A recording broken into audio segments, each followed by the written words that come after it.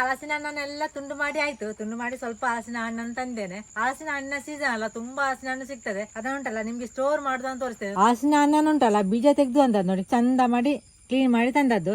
ಮತ್ತೆ ಉಂಟ ಇದು ಹಲಸಿನ ಹಣ್ಣು ಚಂದ ಹಣ್ಣಾಗಿ ಇರ್ಬೇಕು. ಇದು ನಮ್ಮ ಮನೆಯಲ್ಲಿ ಆದದ್ದು ಹಲಸಿನ ಹಣ್ಣು. ಈ ಹಲಸಿನ ಸೋಳೆ ಹಣ್ಣು ನೀರು ಹಾಕದೆ ರುಬ್ಬಿ ತರುವ. ನೀರೆಂತ ಹಾಕ್ಲಿಲ್ಲ ನೋಡಿ, ಈ ರೀತಿ ಉಂಟು, ನೈಸ್ ಆಗಿ ರುಬ್ಬಿದ್ದು.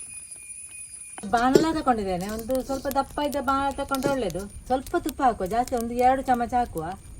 ತುಪ್ಪ ಹಾಕಿದ್ರೆ ಕೂಡ ಆಗ್ತದೆ. ಇದು ಉಂಟಲ್ಲ ತಳ ಹಿಡಿತದೆ, ಇದು ಕಬ್ಬಿಣದ ಕಾವಲಿ ಎಲ್ಲ ಹಾಗೆ. ಇದನ್ನು ಇದಕ್ಕೆ ಹಾಕುವ.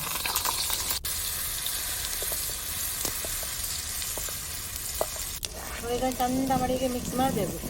ಇದಕ್ಕೆ ಸ್ವಲ್ಪ ಬೆಲ್ಲ ಹಾಕುವ. ನೋಡಿ ಸ್ವಲ್ಪ ಸಪ್ಪೆ ಉಂಟು, ಹಲಸಿನ ಹಣ್ಣು ಸ್ವೀಟ್ ಇದ್ರೆ ಒಳ್ಳೇದು. ಸ್ವಲ್ಪ ಸಪ್ಪೆ ಉಂಟು, ಅದಕ್ಕೆ ಸ್ವಲ್ಪ ಬೆಲ್ಲ ಹಾಕುವ. ಬೆಲ್ಲ ಹಾಕಿದರೆ ಬೇಗ ಹಾಳಾಗುವುದಿಲ್ಲ. ಸ್ವಲ್ಪ ಉಪ್ಪು ನೋಡಿ, ಜಾಸ್ತಿ ಉಪ್ಪು ಬೇಡ, ಸ್ವಲ್ಪ ಉಪ್ಪು ಹಾಕಿದರೆ ಕೂಡ ಈ ಹಲಸಿನ ಸೊಳ್ಳೆ ಉಂಟಲ್ಲ ಹಾಳಾಗುದಿಲ್ಲ. ಈಗ ಕಡಿಮೆ ಉರಿಯಲ್ಲಿಟ್ಟು ಚಂದ ಮಾಡಿ ಮಿಕ್ಸ್ ಮಾಡಬೇಕು. ಕಲರ್ ಚೇಂಜ್ ಆಯ್ತು ನೋಡಿ, ಕಡಿಮೆ ಉರಿಯಲ್ಲಿಟ್ಟು ಈ ರೀತಿ ಮಗಿಸ್ತಾ ಇರಬೇಕು. ಇದರಲ್ಲಿ ನೀರಿದ್ದದೆಲ್ಲ ಹೋಗ್ಬೇಕು. ನೀರಿದ್ರೆ ಉಂಟಲ್ಲ ಹಾಳಾಗ್ತದೆ, ಅಂದ್ರೆ ಹಲಸಿನ ಹಣ್ಣಲ್ಲಿ ನೀರು ಇರ್ತದೆ. ಸ್ವಲ್ಪ ಕಲರ್ ಕೂಡ ಚೇಂಜ್ ಆಯ್ತು, ಸಾಕಿದು. ಇದನ್ನು ತೆಗಿಯುವ. ಈಗ ಈ ಬಾಣಲೆಯಿಂದ ತೆಗೆದು ಇದಕ್ಕೆ ಹಾಕುವ. ಒಂದು ಪಾತ್ರೆ ತಗೊಂಡಿದ್ದೇನೆ ಅಗ್ಗಾಲದ್ದು, ಅದು ತಣ್ಣಗೆ ಆಗಬೇಕು ಫಸ್ಟಿಗೆ. ಸ್ಟೀಲ್ ಪಾತ್ರೆಗೆಲ್ಲ ಹಾಕಿದರೆ ಮತ್ತೆ ಬೇಗ ತಣ್ಣಗೆ ಆಗ್ತದೆ.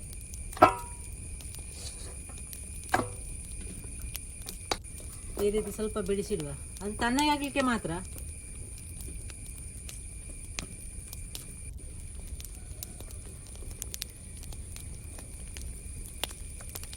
ಇದಕ್ಕೆ ಒಂದು ಬಟ್ಟೆ ಮುಚ್ಚಿಡುವ, ಇಲ್ಲದಂತ ಅದು ಬೀಳ್ತದೆ.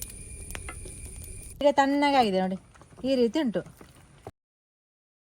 ಬಿಸಿ ಬಿಸಿ ಇರಬಾರ್ದು.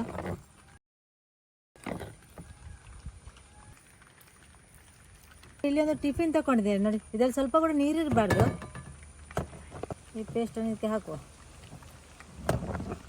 ಎಲ್ಲ ಹಾಕಿಡ್ಬೋದು. ನೀವು ಜಾಸ್ತಿ ಇದ್ರೆ ಜಾಸ್ತಿ ದೊಡ್ಡ ಸ್ಟೀಲ್ನ ಪಾತ್ರೆ ತಗೊಂಡ್ರೆ ಒಳ್ಳೆಯದು.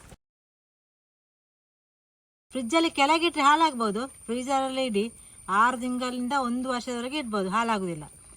ಇದೊಂಡಲ್ಲ ನಿಮಗೆ ದೋಸೆ ಮಾಡುವಾಗ ಸ್ವಲ್ಪ ತೆಗೆದು ಹಾಕ್ಬೋದು, ಮತ್ತು ಹಲ್ವಾ ಕೂಡ ಮಾಡ್ಬೋದು, ಬೇರೆ ಬೇರೆ ರೆಸಿಪಿ ಮಾಡ್ಬೋದು. ಈಗಲೇ ತೆಗೆದಿಟ್ರೆ ಮತ್ತೆ ನಮಗೆ ಹಲಸಿನ ಹಣ್ಣು ಸಿಗುದಿಲ್ಲ ನೋಡಿ, ಅದಕ್ಕೆ ಹೀಗೆ ಮಾಡಿ ಇಡುದು. ಹೀಗೆ ಗಟ್ಟಿ ಮುಚ್ಚಿ ಫ್ರೀಜರಲ್ಲಿ ಇಡಿ. ನೀವು ಕೂಡ ನಿಮಗೆ ಬೇಕಾಗುವ ಉಪಯೋಗ ಮಾಡ್ಬೋದು.